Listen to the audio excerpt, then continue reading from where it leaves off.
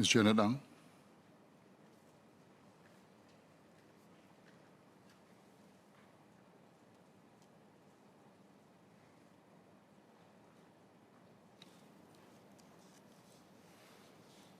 Mr. Speaker, I appreciate the opportunity to join in this debate on DPM's motion. I declare that I'm a council member of Singapore Business Federation. Before proceeding with my speech, I'll ask us to remember for a second all who have succumbed to the COVID. May they rest in peace. My deepest condolences to their families.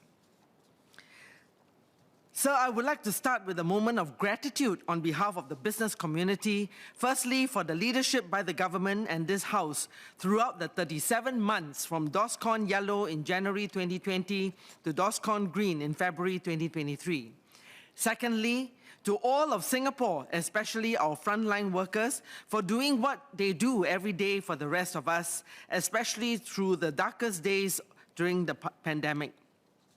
And thirdly, for everyone involved with this white paper, which I believe will become a valuable resource of actionable insights for the nation.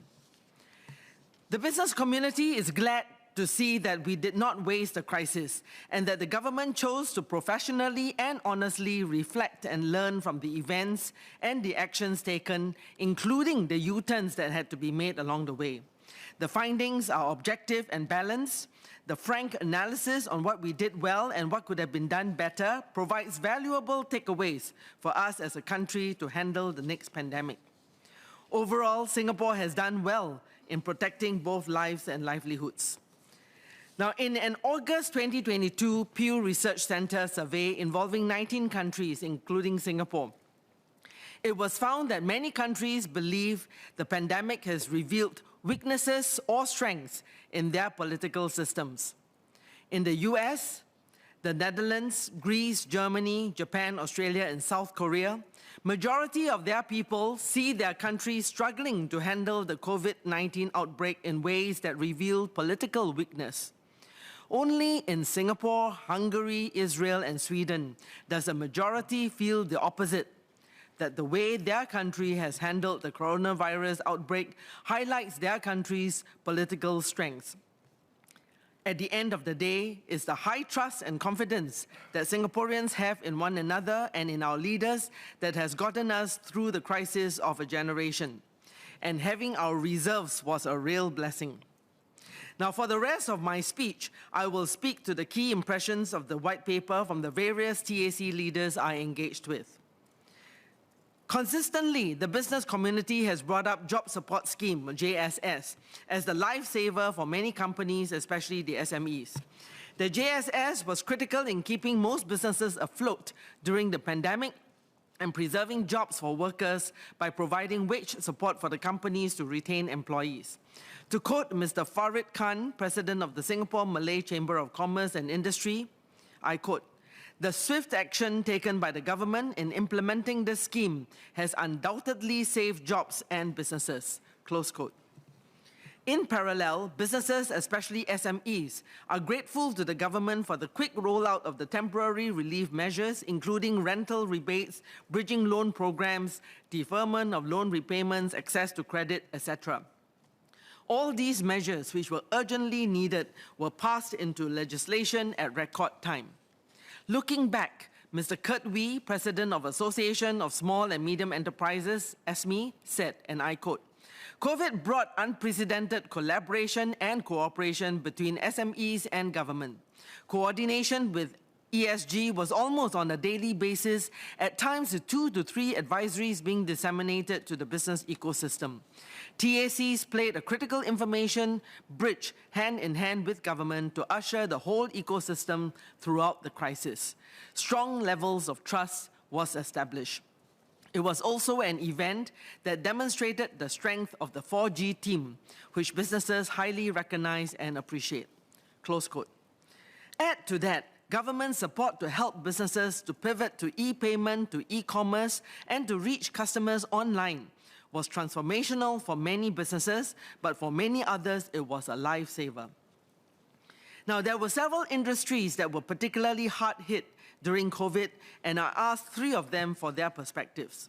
First up is the hotel industry. Given that in general, 90% of hotel business comes from international travel, with the closure of our borders and subsequent border restriction measures, this industry was severely impacted. I would like to quote Ms. Kwee Wei Lin, President of the Singapore Hotel Association. Hotels are thankful to the government for lifelines such as the Job Support Scheme, which had helped to protect the livelihoods of our local employees. This in turn ensured that the industry had talents to restart effectively when recovery eventually came. Additionally, the rollout of the enhanced training support package by the government worked really well for the industry, as hotels could optimize the downtime to upskill and reskill their employees to cater to a post-COVID tourism landscape. Additionally, the launch of STB's Singapore Rediscovers vouchers in 2020 December was another scheme which helped hotels to keep the lights on and retain its local workforce. The SHA would like to record its appreciation to the government for helping the industry stay resilient. Hence, the number of SHA hotel members has remained unchanged from pre-COVID days at 160. Close quote. Honorable members of this House, many of us would recall ourselves or loved ones having to stay away from home while serving isolation, quarantine, or SHN. Ms. Kwee shared how all the hotels stepped forward swiftly to repurpose their properties into isolation facilities to help our nation fight against COVID.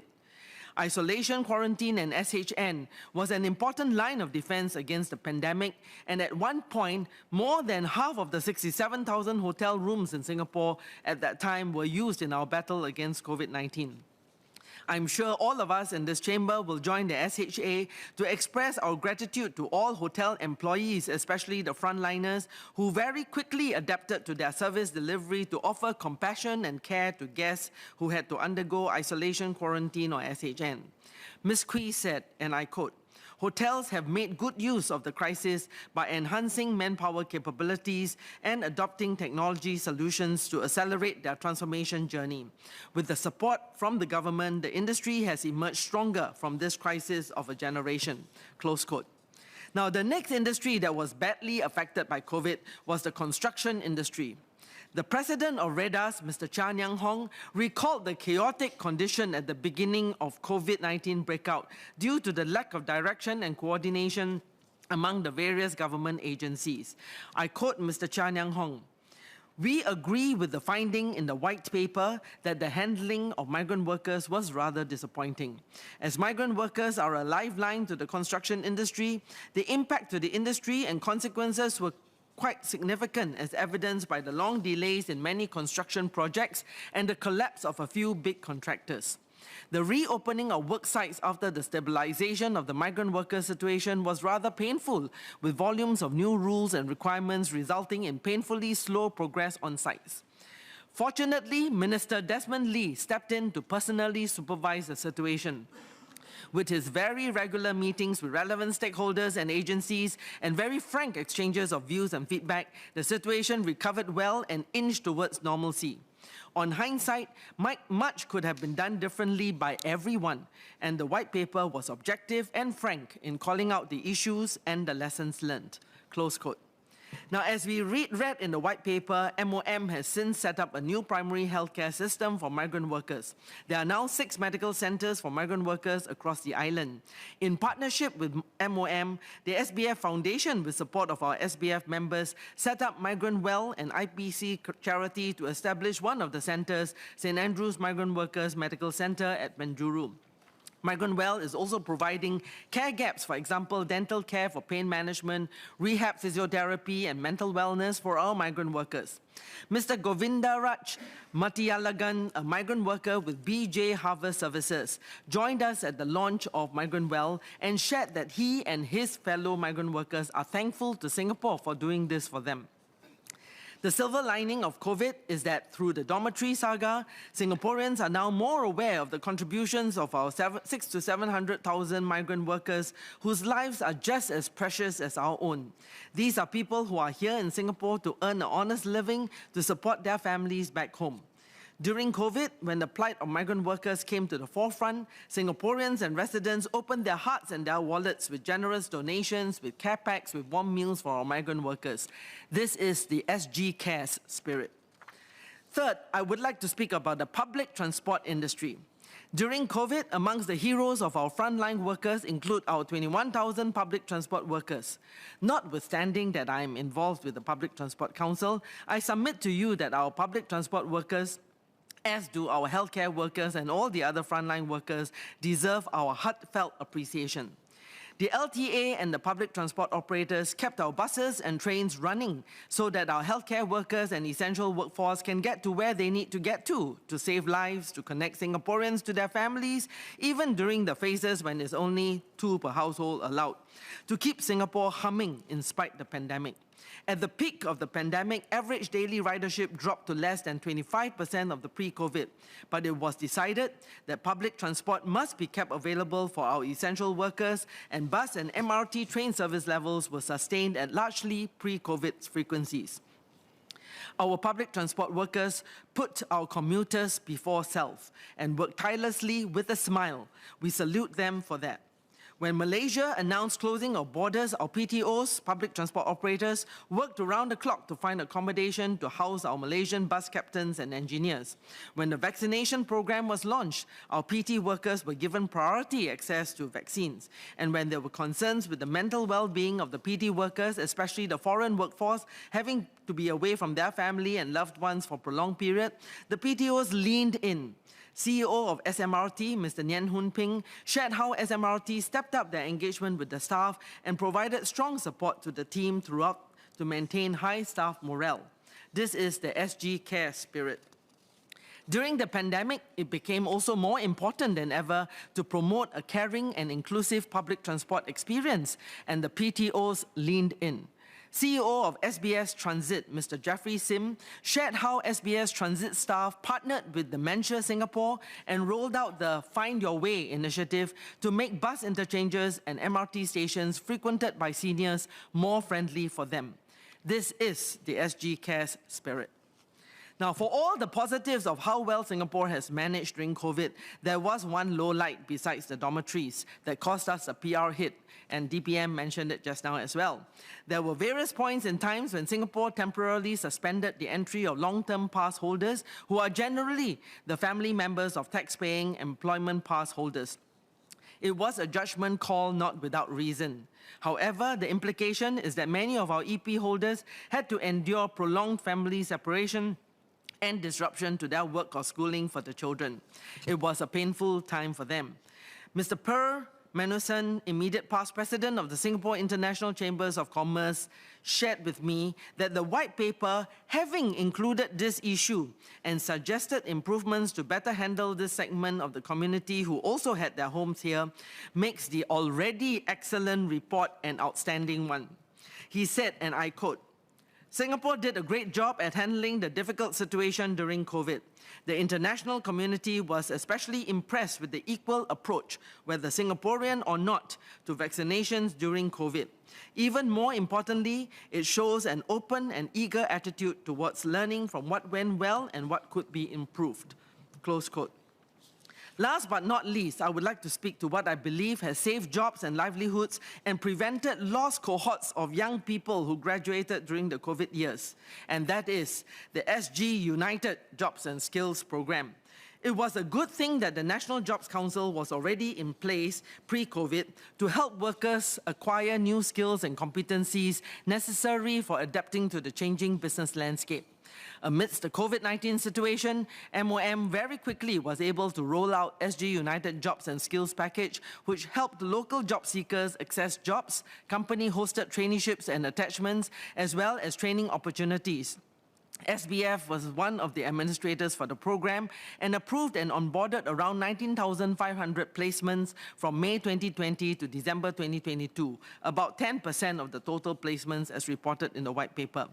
The common feedback which SBF received from companies is that both the SG United traineeships for fresh graduates in 2020 and 2021 and the current SG United mid-career pathways for mature individuals are useful in two ways: helping companies lower their risk in taking near-fit or non-fit individuals through the 6 to 9 months of attachment before offering them permanent jobs, helping fresh graduates and mature individuals secure opportunities to get permanent jobs.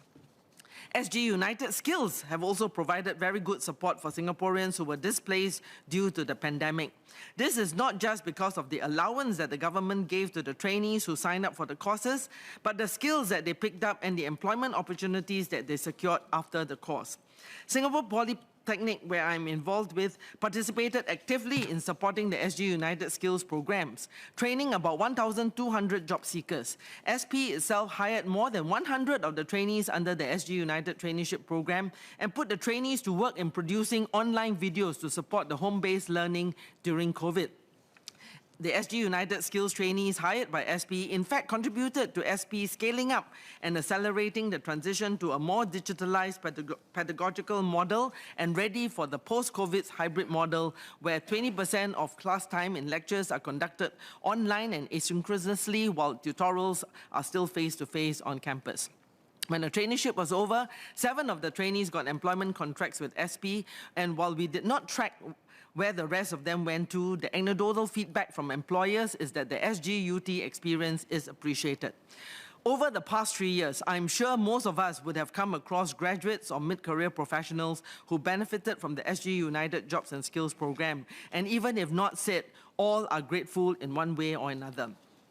SG United Jobs and Skills, in my opinion, has become a brand unto itself. I believe that it is a program which can have a long tail even as we are now operating in DOSCON Green. I would like to ask the government to share some updates on the following. 1. What is the government's assessment of the impact of SG United Jobs and Skills package and tripartite efforts in mitigating unemployment and supporting the recovery of the labour market, and whether we will continue to do so? How has the setting up of SG United Jobs and Skills Centre in every HDB town been helpful to job seekers, and do we see this as a permanent support for our workforce?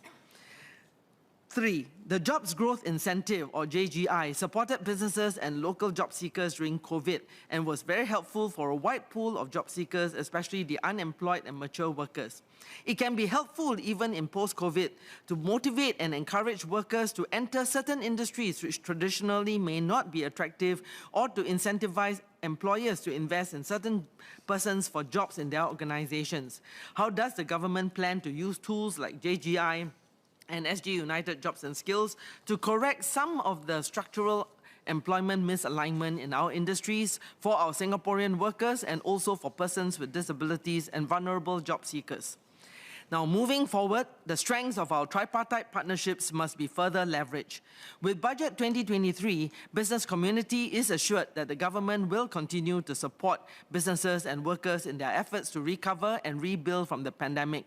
It is crucial for the government to continue to work closely with industry stakeholders, including chambers and TACs, to develop targeted measures that address the specific needs of businesses and workers in different sectors and industries. We are blessed to have survived COVID relatively well and have emerged from the pandemic ready to take on the opportunities ahead of us. What is before us, unfortunately, is not yet clear skies as we grapple with rapid inflation, supply shocks and energy price hikes from the Russian invasion of Ukraine, and the threat of global growth slowdown. The scares of a financial system meltdown sparked by SVB and Signature Bank in the US being brought down in the past weeks, and quickly spiraling related or otherwise to the near failure of Credit Suisse Bank, add further dark clouds looming ahead of us. Singapore, once again, can rise above these troubles if we, like during COVID-19, stand together, shoulder to shoulder, hand in hand, SG United, and resolve to handle whatever this next crisis lies ahead of us with strength, with hope, and with love for our country. Mr. Speaker, I support the motion put up by DPM and the Minister of Finance that this House expresses gratitude to all in Singapore who contributed to the nation's fight against COVID-19, affirms the government's effort to learn from the experiences of the last 3 years, and to that end, endorses Paper Command 22 of 2023 on Singapore's response to COVID-19 lessons for the next pandemic. Thank you.